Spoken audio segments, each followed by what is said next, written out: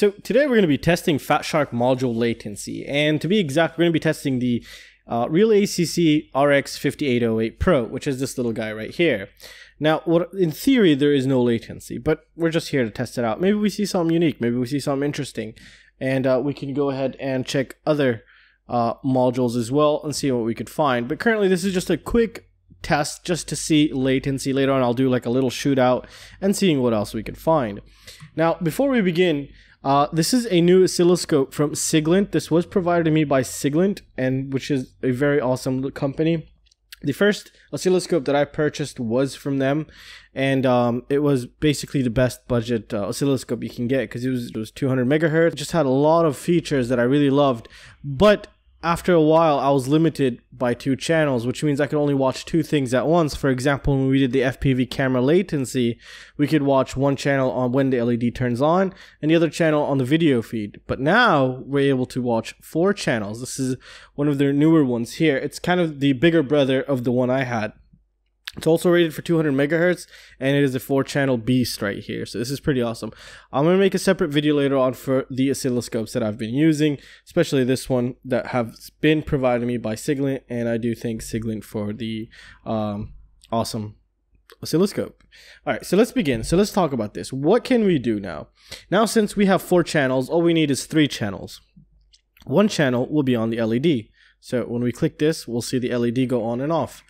And then the other channel is going to be going to the FPV camera. And then the FPV camera, obviously on its way, it's connected to the VTX. And we're listening right in the middle between the camera and the VTX.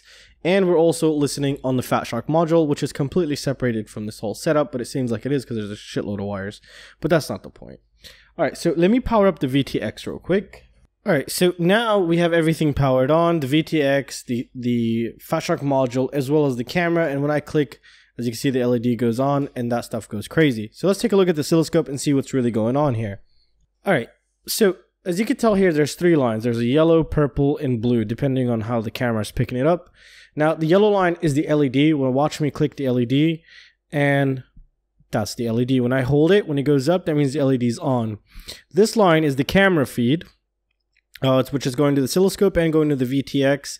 And this is the Fatshark module feed, which is obviously broadcasted wirelessly from the VTX to the Fatshark module, and the blue one is the Fatshark module, which is the Realacc 5808 Pro.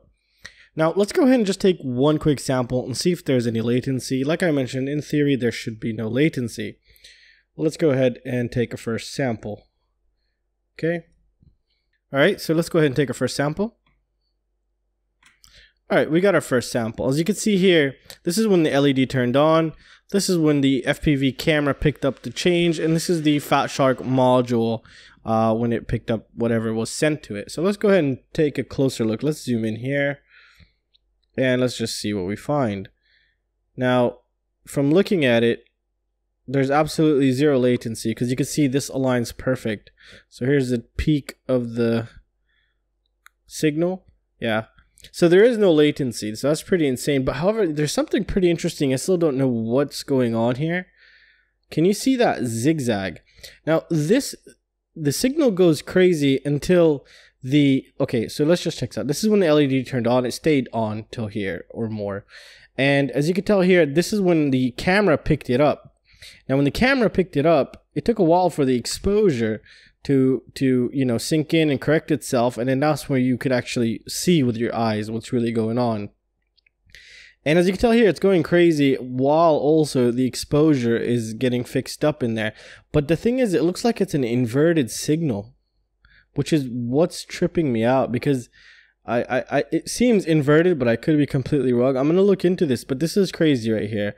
Why is it doing that? But if you take a look at the first frame, it's in perfect alignment, but you could tell that there's a voltage drop that's going on right there, which is pretty interesting actually.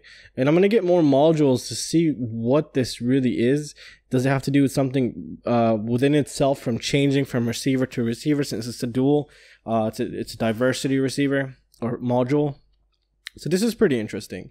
And you know, this is just one little video of what's going to be expected on the channel. I'll dig deeper into this in a bit later on, but I just quickly wanted to see if there's any latency and There might be latency in some Fatshark modules if they do some kind of processing inside, but rarely any of them do. But if one does, it can also increase a little bit of latency. I don't know, but we'll have to test these. So I'll be bringing some in to test.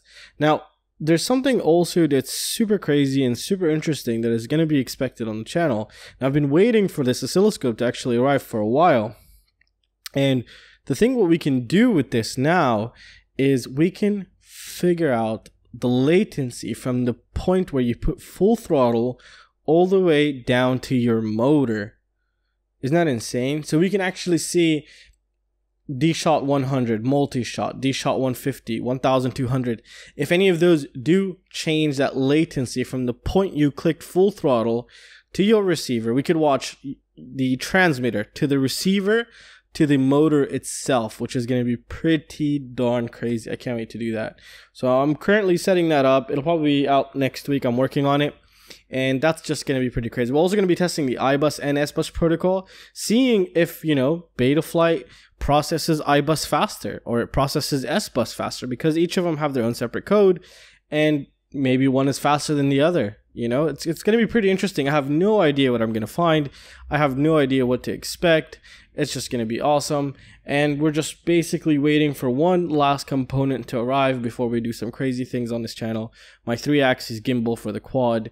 I'm still waiting for that to arrive. Once that arrives, it's just going to be a whole new ball game. It's just going to be very fun and interesting. We're going to be able to test so many things. And, well, that's going to conclude it for this video, guys.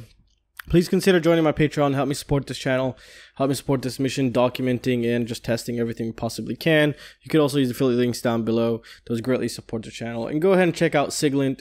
I'll leave a link to the website down below. If it wasn't for them, this would have been very difficult to do, or impossible for me to do, actually.